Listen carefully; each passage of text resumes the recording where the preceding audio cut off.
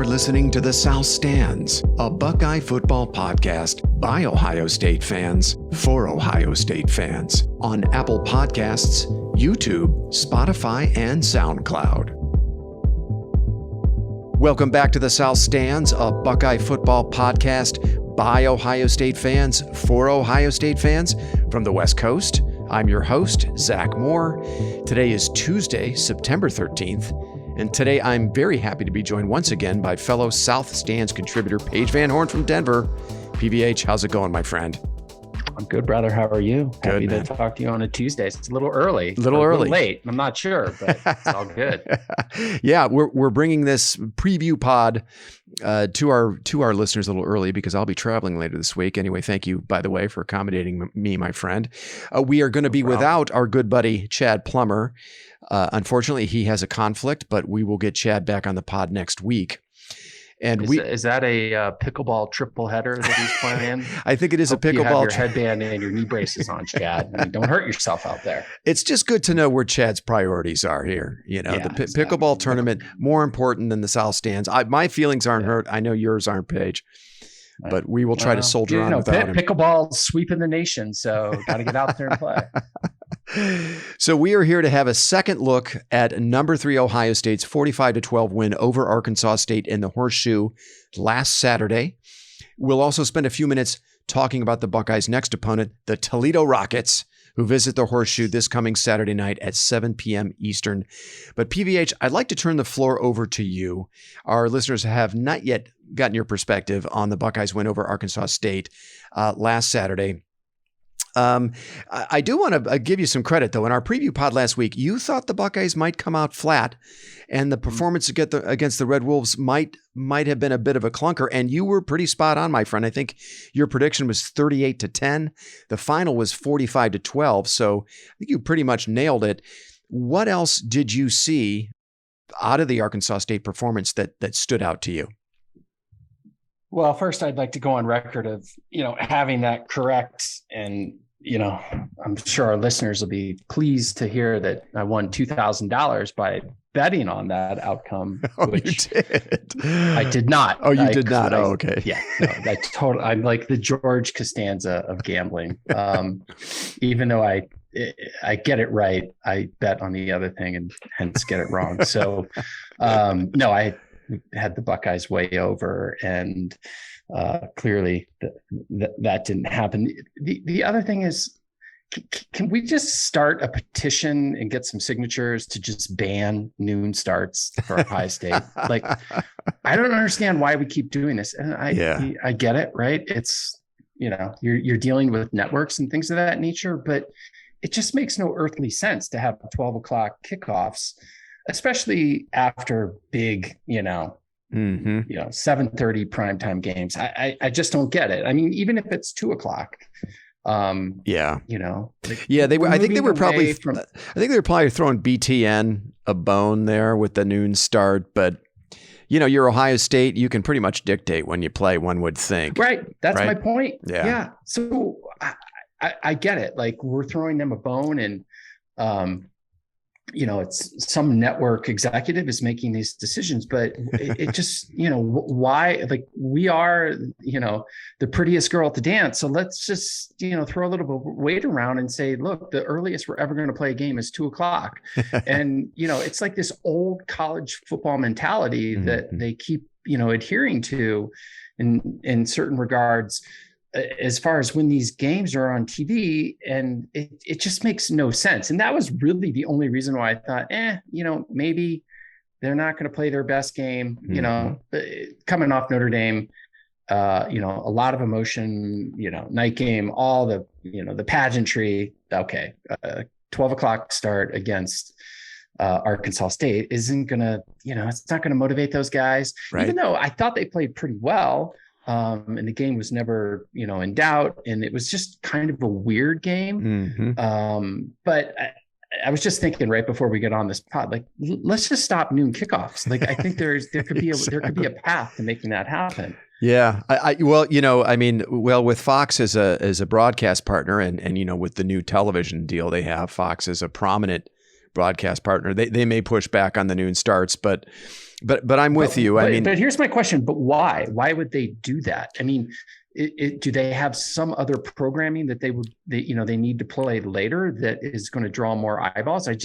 I agree with you. That's why it's happening. And, this isn't the question. I'm just on this little rant on this whole thing because the Texas Alabama drew a lot of viewers at the same time slot. Yeah. But it just makes no sense. It's almost like, having bowls trying to decide the national champion like we did 25 years ago. Right. No primetime game should be at noon anymore. It just shouldn't happen, especially us. And especially when there's, some marquee schools or, top 10 matchups, stop doing this. It's just dumb.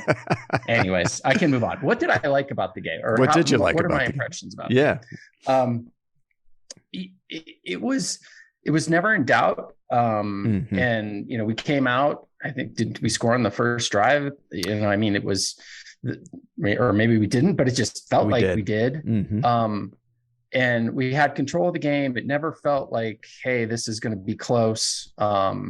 Except there were two drives, and you and I talked about this on Saturday, that just kind of felt like it sucked the wind, not out of just the stadium, but you could almost see it on Ryan Day's face on the sideline, where it's like, Jesus, just get us the ball back, right? Like, we want to go, we want to go, we want to go. Right. And Arkansas State had these long drives. It happened twice that felt like an eternity, that just it threw sand in the gears the entire game plan. And at one point, I was thinking, God, it feels like we're up like 40 and we were only up like 22. And it was just, it made the game feel like it wasn't as, successful as it actually was. I mean, they did a lot of great things, but those couple drives, clearly aided by some, penalties on the Ohio State side, right, really made it, not the blowout that it felt like it was, or that it could have been.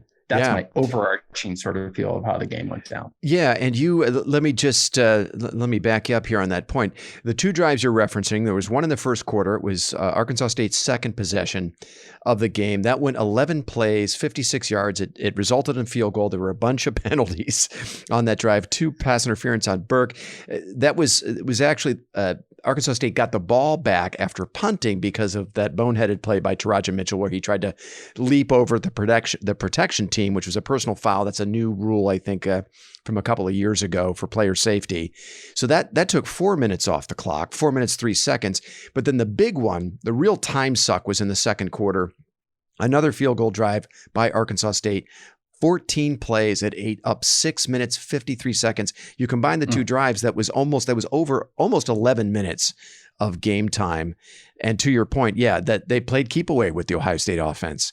And that helped Arkansas State hang around. And, Ohio State was complicit with some penalties and mental mistakes on both drives. Anyway, back to you, PBH. Yeah. What else do you see? Yeah, no, you could just see it. You could see it on the face, or they would pan to like Ryan Day. You could see he was so frustrated. He's like, just get off the field, for God's sake. And that was the other thing. I kind of felt like they played this very familiar defensive scheme that allowed them to do that, right? Like it didn't feel like they were bringing pressure. It felt like they were just dropping back in zone coverage, and they were dinking and dunking and then getting first downs. And kind of reflecting back on the game, I'm kind of wondering, okay, was that purposeful? Why would you do that? And I think we were all expecting this creative, I don't know, just, new scheme defense. And I felt like watching that defense felt like defenses of old. And maybe that was the plan. I don't know. I didn't hear, any explanation for it. Well, I thought that one of the big culprits was that the second team defensive line was in, if I'm not mistaken, for a good part of both of those drives. And that's been one of my big critiques of the defense. One of my only critiques of the defense is I don't think Ohio State is getting nearly the same production from its second unit on the defensive line. And I feel like this isn't Knowles' call. This is Larry Johnson's call. I feel like Johnson is going deep into his rotation early in games. And Ohio State is not able to put opponents away when they're doing that, because that second unit just isn't as effective. And that was my view of what happened, especially in that second quarter. A lot of reserves on the field, especially in along the defensive line, and they just don't get nearly the same level of pressure or disruption from their second unit. That was my view of it. Yeah, no, that could totally be it. And the penalties were brutal. That plus the penalties. Yeah. The reverse Jesus, like that was the funniest thing I think I've seen in years. Like I'm pretty sure they teach that in junior high. Like you have to turn around, but he didn't even try to turn around. He just went full. He was beat pretty badly. Scared the guy.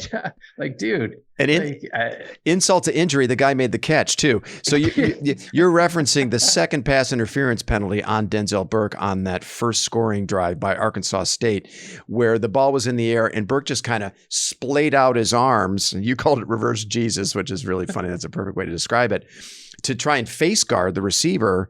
Receiver comes down with the ball anyway, plus the flag. Not one of Burke's better moments since he's been at Ohio State. No, definitely. Yeah. And you kind of addressed it. Like there might be something to watch there. And he does man up on guys too, which is interesting. Mm-hmm.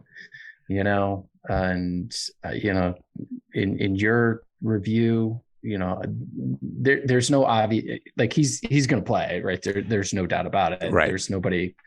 You got to let him play through it. Yeah, exactly. But I also just kind of wonder, like, okay, does he have to like, he's manned up on everybody. Yeah. Okay. So, what is the scheme with that? Can, what they call it, like too deep or something along those lines, Right. Because it felt like that was kind of the defensive scheme that they were playing, right? Like this bend, don't break. Mm-hmm. But ironically, and I think we talked about this on Saturday, like that might be more of a concern than I think all people would have thought going into the season with the defense, which would have been the linebackers. And maybe do we have bigger concerns at cornerback than we do at the linebackers? I think certainly at that one spot we do. I think Cam Brown has played really well so far this year. Burke has had a little bit of a rough go early on. I think he's in the middle of a sophomore slump. But I think, he's going to have to play some man because Knowles wants to be aggressive and he wants to send his linebackers on blitzes, which we've seen several times over the first 2 weeks, right. and very effectively, right? He's getting to the quarterback. So I think part of getting pressure on the quarterback is you have to be able to play in man. Today, both Ryan Day and Jim Knowles held a press conference, their usual Tuesday press conference, and neither seemed overly concerned with the play of Burke. I think Knowles said flat out, he's going to be fine. Look, you're on an island out there as a corner, and sometimes you just get beat. Did he address the great teacher that they have to turn around and look for the ball? Is that at least we're going to start coaching? That age-old question, right? Because on and off throughout over the last, 7 or 8 years, right? We've had our corners don't look back for the ball. In Burke's case, he just couldn't even find the ball. He was beaten so badly several times. It was almost as if he just wasn't ready to play. And to your point, the noon kick, the much lesser opponent, the 44.5-point line. These are 18, 19-year-old kids. Hard to get them up. Can't get up. Right. And you had there were a lot of empty seats in the shoe for this game. Not nearly the same environment as it was against Notre Dame. What else did you see that stood out? So defensive, I kind of covered that. I thought Stroud, he just makes NFL throws sometimes. Like, geez, man, those are amazing balls. Clearly Harrison had a coming out party. Yes.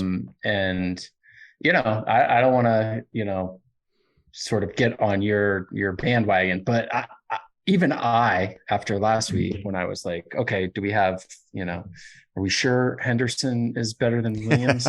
It felt like Henderson should have gotten a lot more touches in that game. Yeah, I agree. Naturally, especially in both opening drives to start the game and then to start the second half, right? It's like, this guy is, he's going to break something, he's going to go long. He's going to have 200 yards in the game. And it just never materialized. Only 10 carries.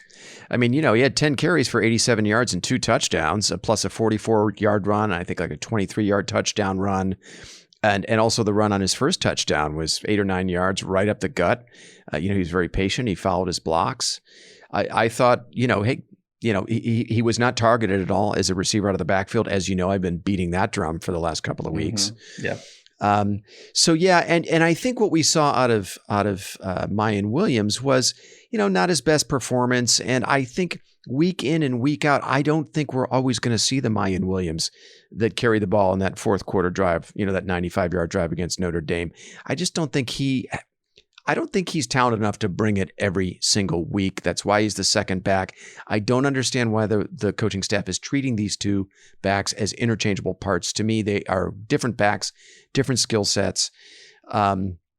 And I think you really have to involve Henderson more, in the game plan overall. He needs to get more touches than 10 carries. And I understand you want to save him for November, but I said this on the post-game pod on Sunday.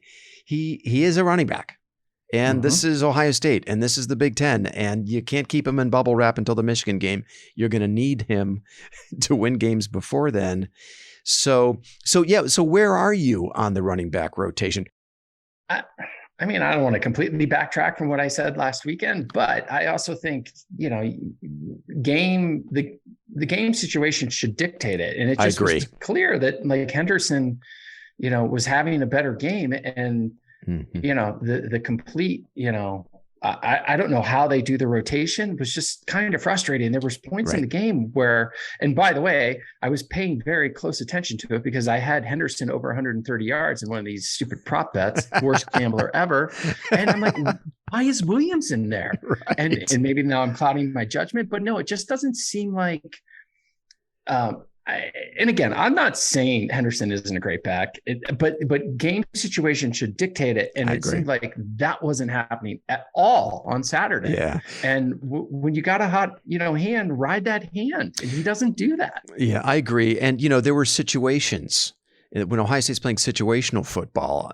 There were some curious choices at running back. And the one that stands out to me, mentioned it in the post-game pod, Ohio State, at the very end of the second quarter, they take possession at midfield with 44 seconds to play. I mean, that's an eternity for CJ Stroud. So huge opportunity to get additional points before the half. And Mayan Williams is on the field in the 2-minute drill. I don't understand that. And the drive starts with a failed screenplay to Williams that goes for no gain.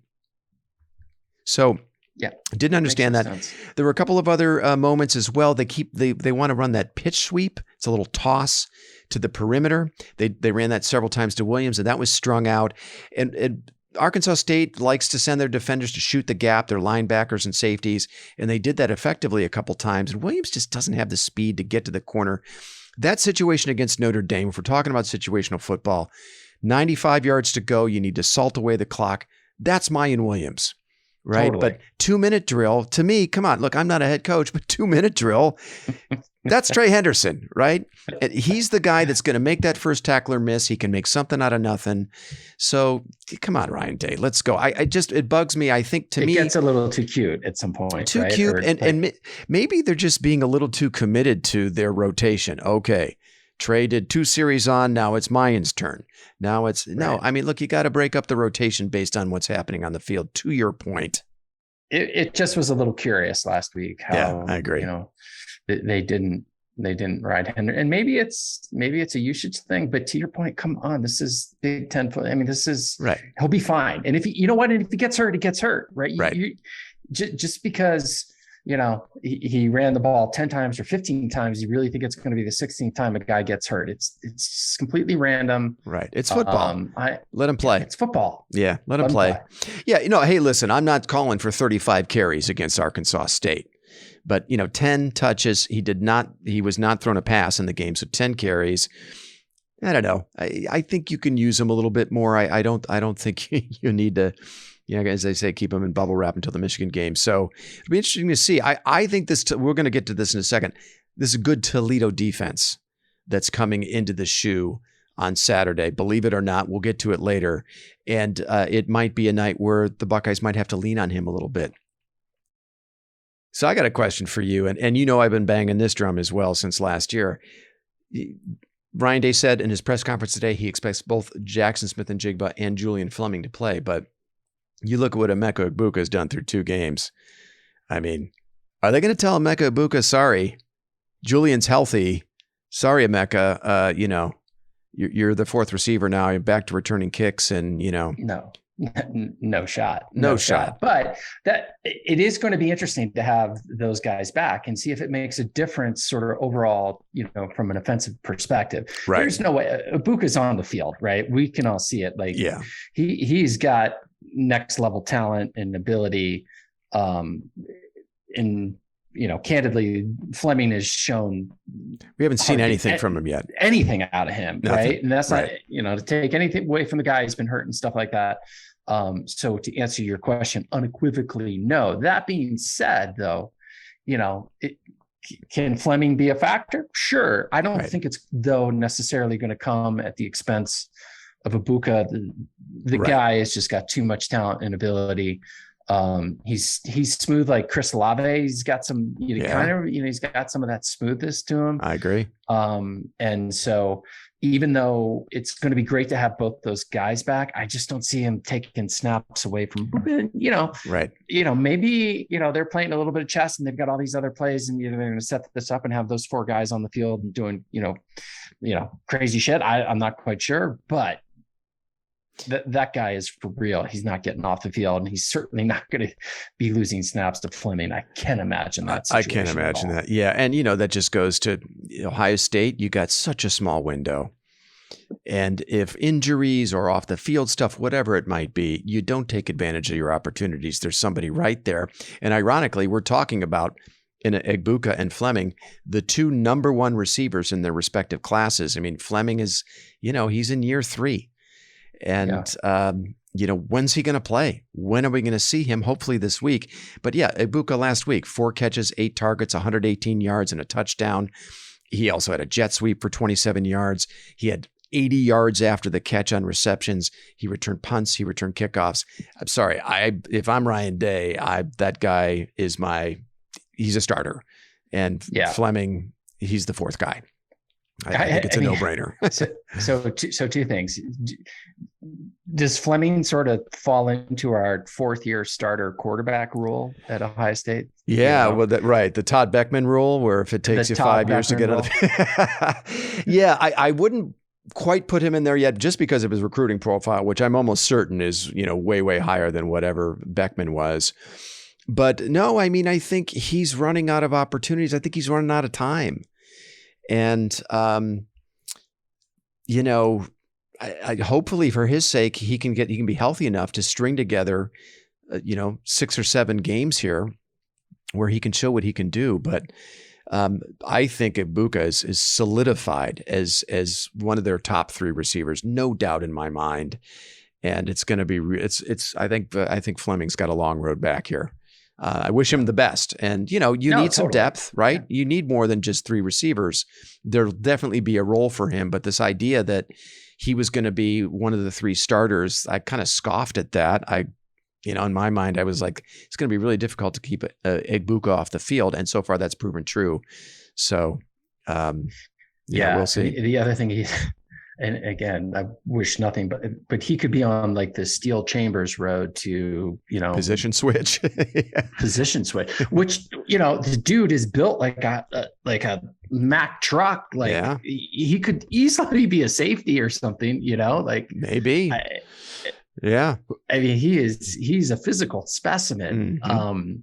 So, but who knows, but we'll see what happens. And he could be completely, as a 3rd or 4th option on the offense. Like, how do you stop that with, if we get all 4 of those guys on the field, it'll be great. But I'm not seeing it at this point. And again, Buka is just too damn good. He's just too damn good. Yeah. So is Harrison, right? Oh boy. Harrison was amazing. So I had said after the Notre Dame game that, hey, maybe we slow our roll a little bit on Harrison.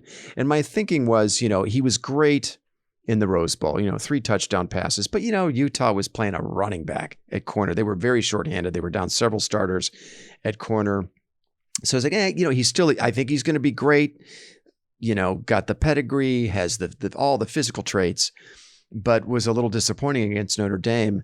And then he just exploded on Saturday. He should have had 4 touchdowns. By the way, the one that was called an incomplete pass, that was a touchdown. It was incorrectly officiated. I don't know why it was never reviewed. But that was clearly a touchdown. But he finishes with 3. And I think he's only one of a handful, maybe 2 or 3 players in Ohio State history that has multiple 3-touchdown games. So 2 games in, where we sit today, how are you feeling? Do you think, okay, this is where I thought we would be?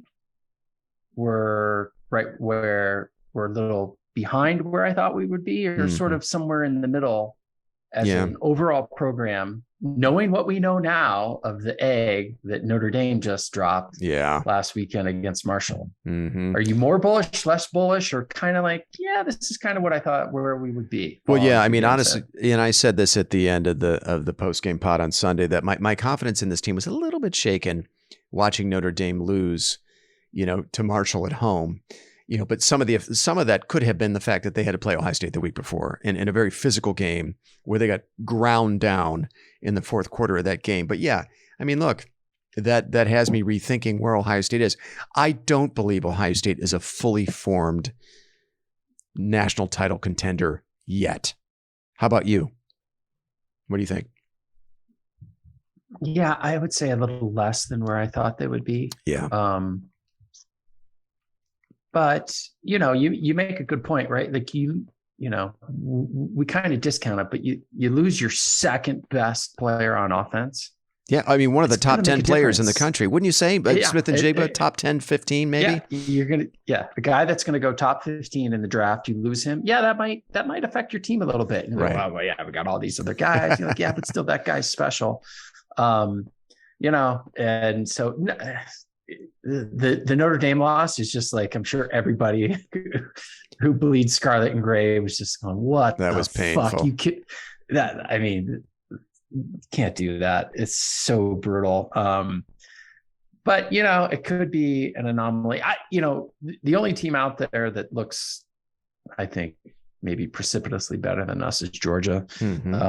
But that's through 2 games, and that doesn't mean anything, right? Like Alabama looks pretty damn pedestrian to me. I was going to say that. They looked mortal to me. Alabama looked mortal to me. So relative to the rest of the country, if you consider it that, if you consider the backdrop, the national landscape, Ohio State is right there, right on course.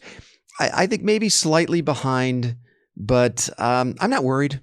I'm not worried. That's where I am, slightly behind, but not. Yeah, the concernometer is pretty low on that. It's probably 3. Yeah, just not fully formed national contender yet, but with plenty of opportunities to get there. Well, listen, PBH, if you're ready, why don't we turn our attention to this coming Saturday night? All right. Let's do it. The Toledo Rockets visit the Horseshoe to take on the Buckeyes. This game is a 7 p.m. Eastern kick on Fox. So PVH, there you go. You got your primetime matchup here.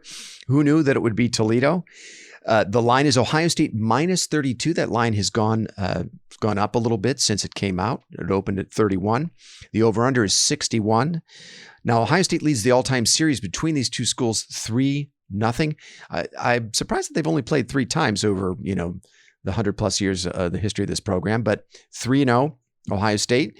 But the last time these two teams played back in 2011, now that was the Tattoo Gate season under interim head coach Luke Fickell. We got to qualify it. The Rockets nearly beat the Buckeyes. Toledo had the ball 1st and 10 at the Ohio State 21-yard line with a minute to play, trailing by 5. The Buckeyes were able to stop the Rockets on downs and hang on for an ugly 27-22 win. But the Rockets do have a bit of a history of hanging with northern powerhouses. Let me walk you through that, PBH. The last time Toledo Please played, do. I will. The last time Toledo played both Michigan and Penn State, they beat them. In 2008, the Rockets beat Michigan in the Big House. Now, granted, that was a pretty lousy Michigan team. That was a Rich Rod team. Rough year for the Wolverines. And in 2000, Toledo thumped Penn State in Happy Valley 24-6. But more recently, and this was just last season, Toledo took Notre Dame down to the wire in South Bend. The Irish scored the game-winning touchdown with just over a minute to play to escape with a 32-29 win. I went back and looked at that box score, PVH. Toledo defense, 6 sacks, 11 tackles for loss in that game. They really pushed Notre Dame around in that game.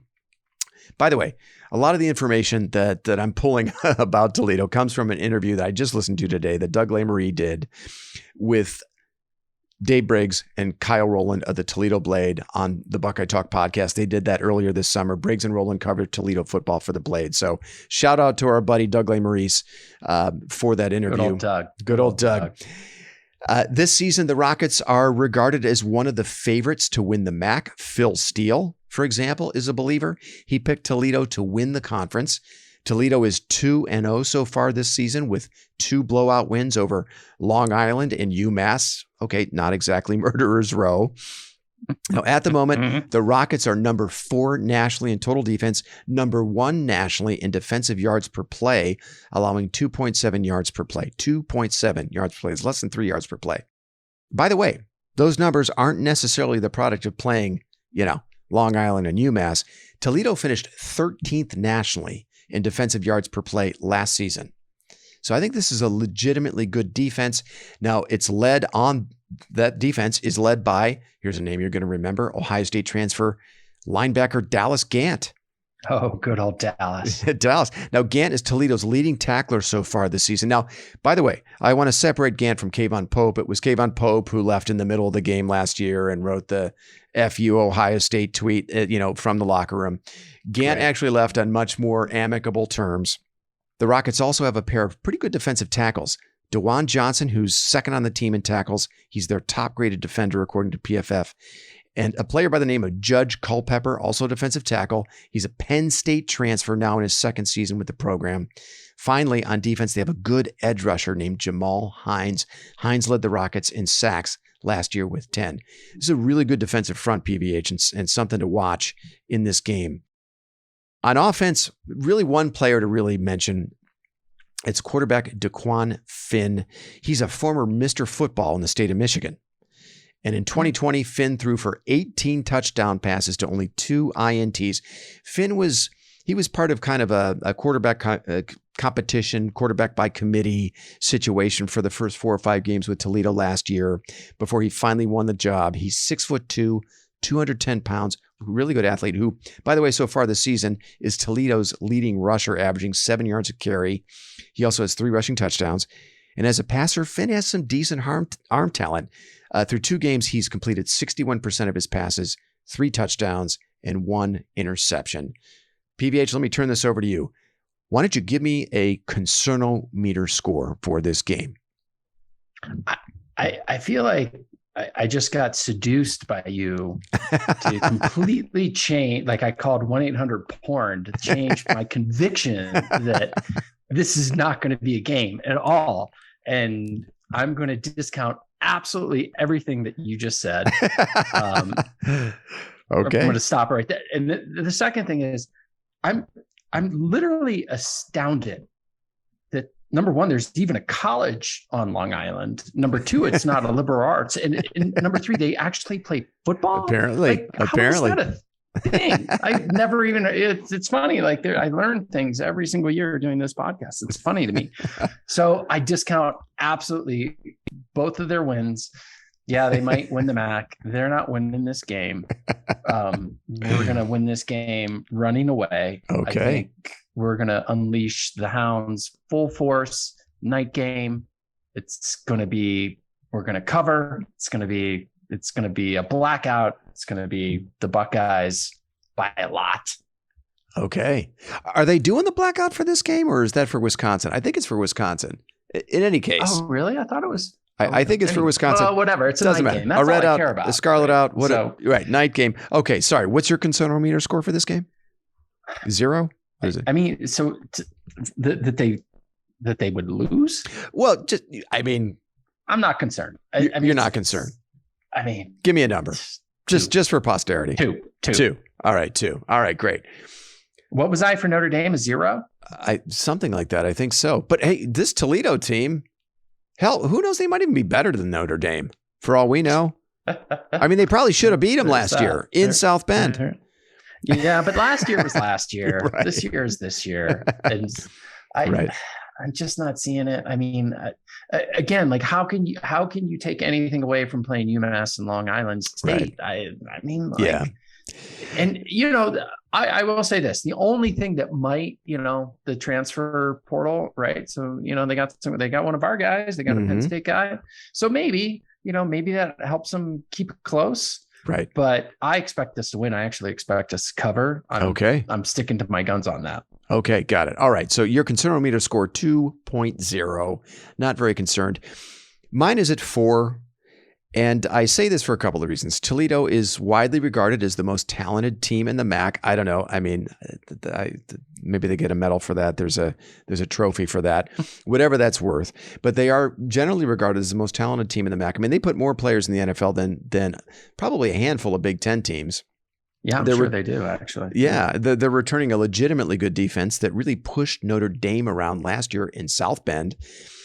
I also don't think this Ohio State team, as I mentioned before, I don't think Ohio State is yet a fully formed national title contender. I feel like we're still kind of developing on that front, And, I don't believe we're playing our best football yet.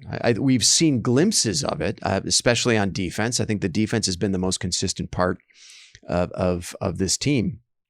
And they might be without Jackson Smith-Njigba again in this game. Now, I know Day said that he expects him to play, but he may very well miss this game as well. So I'm going to set it at 4 just because I think Toledo comes in with a very good defense. And it's that old bunch of Ohio kids not recruited by Ohio State. Many of them probably grew up as Ohio State fans. All right. Mm-hmm. Let me kick this back to you. Let me get a score prediction. What do you think, BBH? 50-10. 50-10. Okay.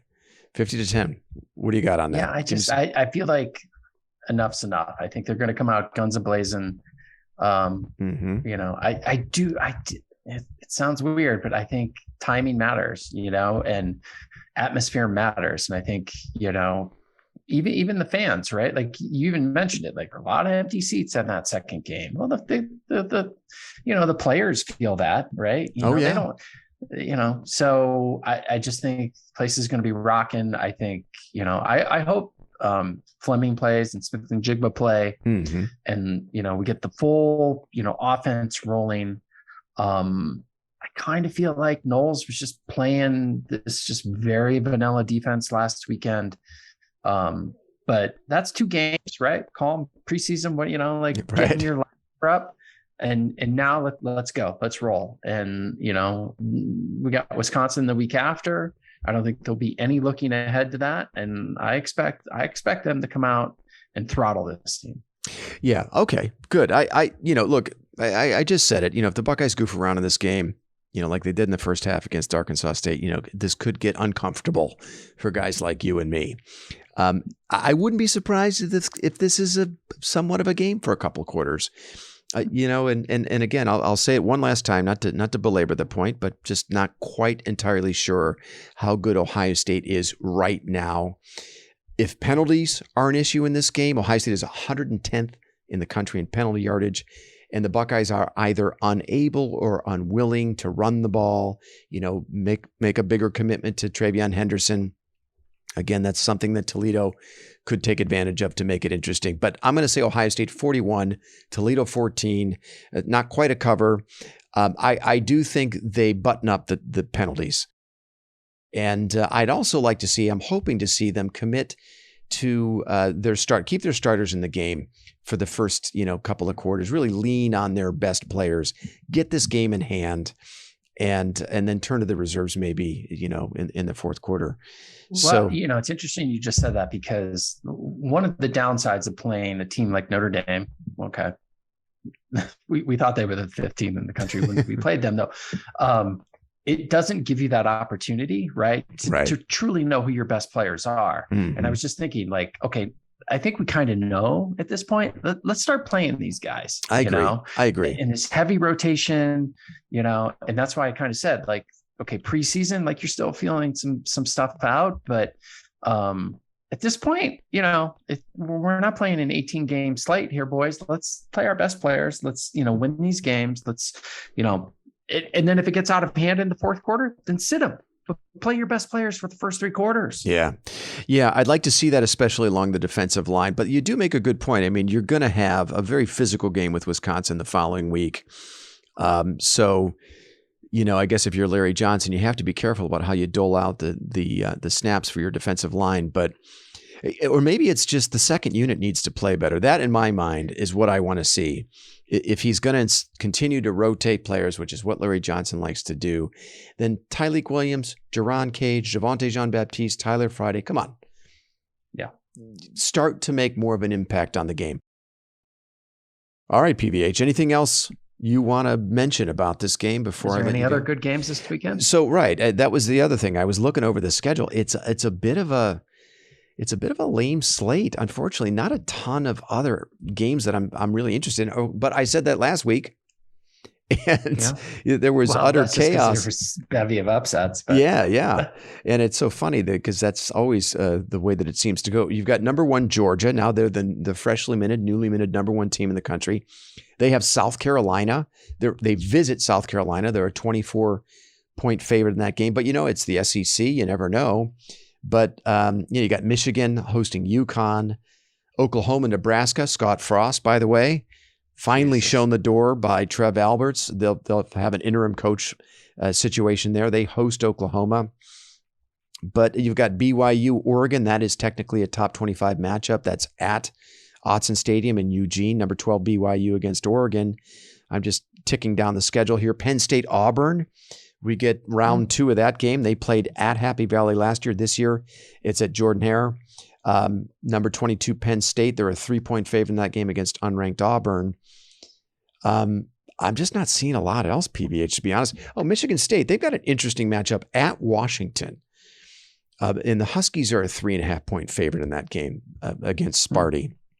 That's a sneaky good test. Like, what are they ranked at this point? They're number 11. I think that's a sneaky good test of Sparty's legitimacy as a top 15 team, right? You go on the road against an opponent, tough place to play. We've seen Ohio State go into that stadium.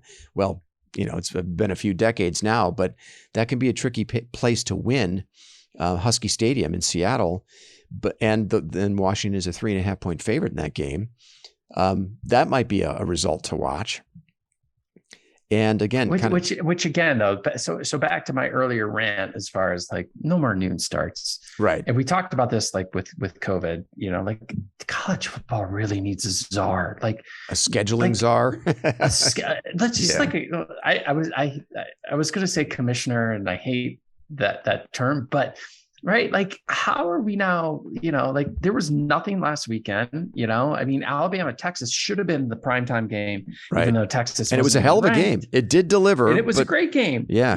But like, who is, and don't give me this shit. Like you have to schedule it 10 years out. That is such bullshit. Right. Like, come on, you guys, like have meaningful games that the public wants to watch. Mm-hmm. And guess what? They'll watch. You get 10 million eyeballs for games that matter, and stack them up like dominoes, like and you're going to dole out these billions of dollars on these TV contracts. Mm-hmm. But here we are in week 3, and there's really no marquee matchup between top 10 teams. That's just stupid. I'm sorry, that's just dumb. I agree. I think that's going to change. We have these 2 super conferences forming. We have a 12-team playoff format coming. I think probably sooner rather than later. And I think that's going to open up opportunities for more of these much more intriguing intersectional matchups. Teams are going to be more willing to put their seasons on the line early in the season because they know they can qualify for the playoff with a couple of losses. There's another interesting matchup, though, that's at the bottom here of the list as I tick down it. Texas A&M hosts Miami. That's number 24 Texas A&M, who lost last week to Appalachian State. Number 13 Miami comes to College Station. Texas A&M better be careful. That's a game they could easily lose. And, what's the line in that game? They're only a 5.5-point favorite. Dude, really? I mean, they're not good. Yeah. They're not good. I remember you saying that knucklehead $9 million a year.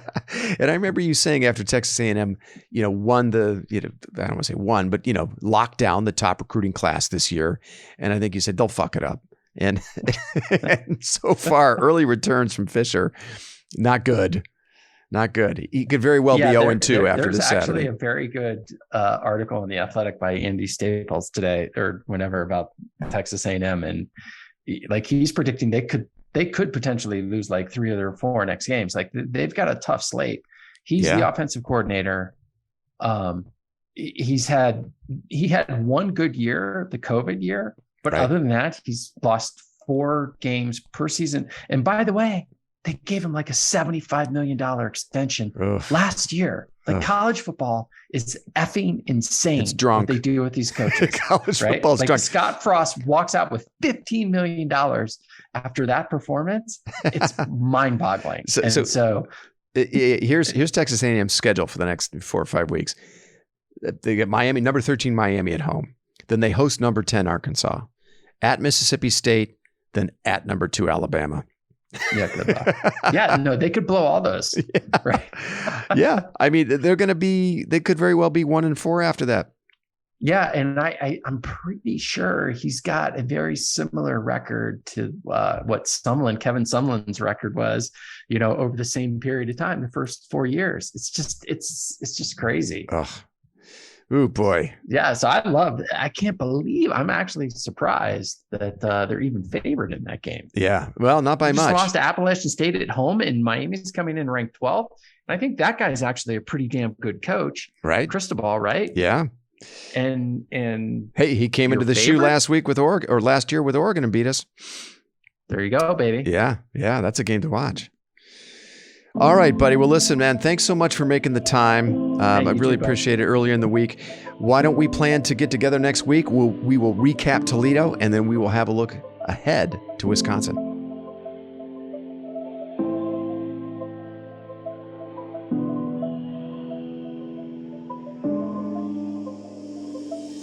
You've been listening to the South Stands, a Buckeye football podcast. You can follow us on Twitter, Instagram, and Facebook, and visit our website at southstandsosu.com.